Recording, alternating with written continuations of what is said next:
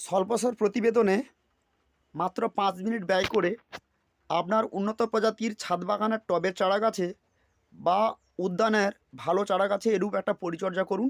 দেখবেন আমের ফলন কত সুন্দর বৃদ্ধি পাবে। কেমন না, উন্নত প্রজাতির ডাল গাছগুলোতে আমরা 2 থেকে 3 বছরের মধ্যে ফল নেওয়া শুরু করি, যার উচ্চতা 2 থেকে 3 মিটারের মধ্যেই হয়। এমনি এগুলোর একটু বাড় কম হয়। তাই আমরা এই ছোটো গাছগুলোতে 2-3 বছর, 4 বছর, এমনকি 5-6 বছর পর্যন্ত এরূপ পরিচর্যা করতে পারি।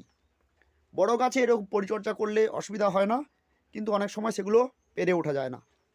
যেহেতু ছোটো গাছ আমাদের আয়ত্তের মধ্যে থাকলে আমরা সেটা করে নিতে পারি। প্রথম হচ্ছে, যে গাছগুলোতে মুকুল ঝরে গেছে কিন্তু কোনো ফল ধারণ হয়নি, সেই ডালগুলোকে 2 জোড়া পাতা নিয়ে সম্পূর্ণ ছেঁটে ফেলে দেওয়া, যাতে যে ডালগুলোতে ফল আছে তাতে আঘাত না হয় সেটাও খেয়াল রাখতে হবে। কাটা অংশে ছত্রাকনাশক দিয়ে দিতে হবে। যে ডালগুলোতে ফল আছে সেগুলোরও ফল হারভেস্ট করার পর, ফল পেকে যাওয়া বা কাঁচা অবস্থায় যদি আমরা হারভেস্ট করে নিই, তারপরেও ওই ডালগুলোতেও অনুরূপ 2 জোড়া পাতা সহ ছেঁটে ফেলে দিয়ে সেটাও ছত্রাকনাশকের একটা প্রলেপ আমরা দিয়ে দিতে পারি, যাতে কোনো রকম ছত্রাক বা ফাঙ্গাস না লাগে, ডাইব্যাক রোগে না ডালটা শুকিয়ে যায়। এপ্রিল, মে, জুন, সর্বোচ্চ জুলাই মাস, এই 4 মাসের মধ্যে যদি আমরা আম গাছে নতুন পাতা বার করে নিতে পারি নাইট্রোজেন জাতীয় সার দিয়ে বা জল দিয়ে, তাহলে এই ডালগুলো 10 মাস বয়সে সম্পূর্ণ পূর্ণাঙ্গ ডালে পরিণত হবে এবং তাতে ফল আসবে। তাই আমরা এই কাজটা অবশ্যই করব।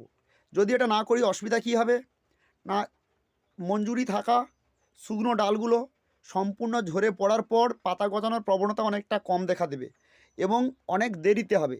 যে 3-4 মাস বিলম্ব হয়ে যাবে, সেই বিলম্বের কারণে ওই ডালটার বয়স তখন 6 থেকে 7 মাস হবে, সে ডালে ভালো মুকুল আসবে না।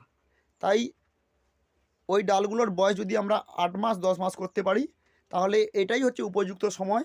সেটা হচ্ছে এপ্রিল, মে, জুন, এইরকম সময়টাতে। প্রত্যেকটা ফলের গাছে ফল ধারণের জন্য কাণ্ড বা শাখার মাঝখানের জাইলেম অংশে একটা কাঠিন্যতা ভাব আসে, ফলটাকে তার ওজন ধরে রাখার জন্য। এর ফলে কি হয়, ওই কাঠিন্য ডালে নতুন পাতা গজানোর প্রবণতা অনেকটা কমে যাবে এবং বিলম্বের কারণে ওই ডালগুলোতে মুকুল আসতে দেরি করবে।